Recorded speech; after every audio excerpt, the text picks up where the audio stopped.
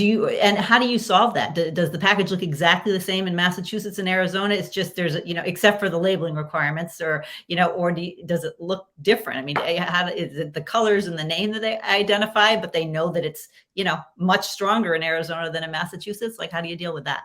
Right. And so where it can look as similar, it does. Some states require child-resistant packaging, some states don't.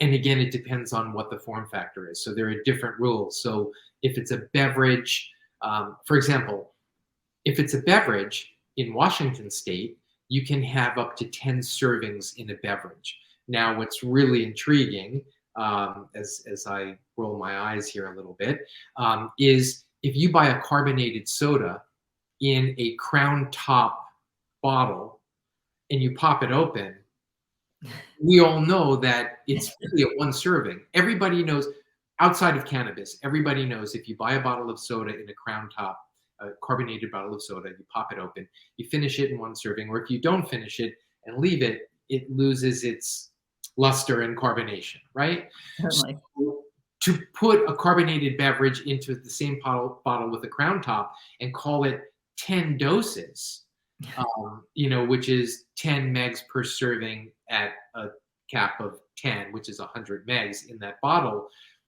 there's something not totally right about that. And there are other areas too. There's the Kurova brownie, which has 1,000 megs of THC, and granted, that's for medical patients. 1,000 megs of THC would probably put most people, and even most people that consume on a daily basis, asleep for a few days. So, there's no tranches, there's no demarcations on the brownie. So oh, wow.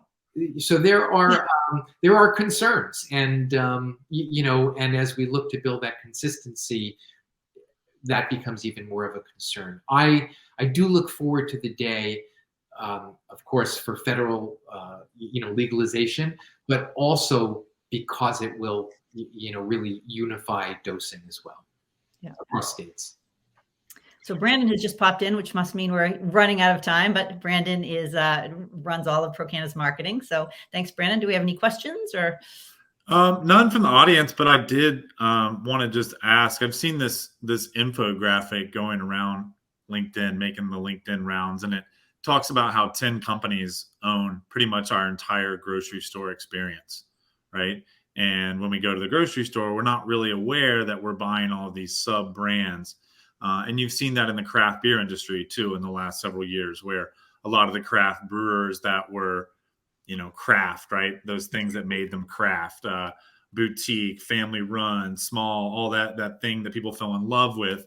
And you get a lot of that same energy in cannabis. And I guess my question is, do you foresee and do you envision the same world for cannabis brands where in 5, 10, pick a number of years, we just see a few brands owning the whole pie?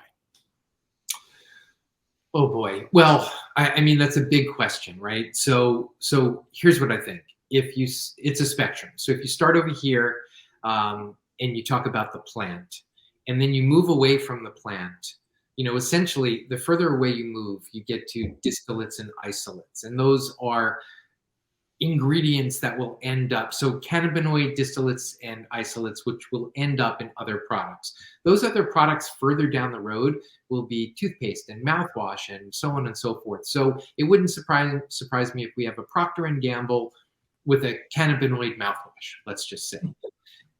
So cannabinoids will roll in just as an ingredient, right? Just like everything else has rolled in, and some of these big conglomerates that you're talking about, Brandon, will be using cannabinoids down, in the future. Now, having said that, if you move closer to the plant, there's still, and the argument here is industry versus ingredient, right?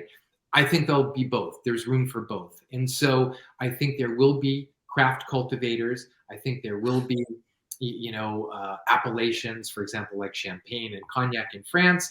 There'll be the same thing in Mendocino and Humboldt. There'll be those things, but and in the end, there'll be room for both. So yes, there will be big MSOs or big aggregate companies, probably alcohol, pharma, and tobacco companies, dare I say, that will play that role. But I still think there's room for individual players and smaller players, social equity players, all sorts of folks can still exist in this world.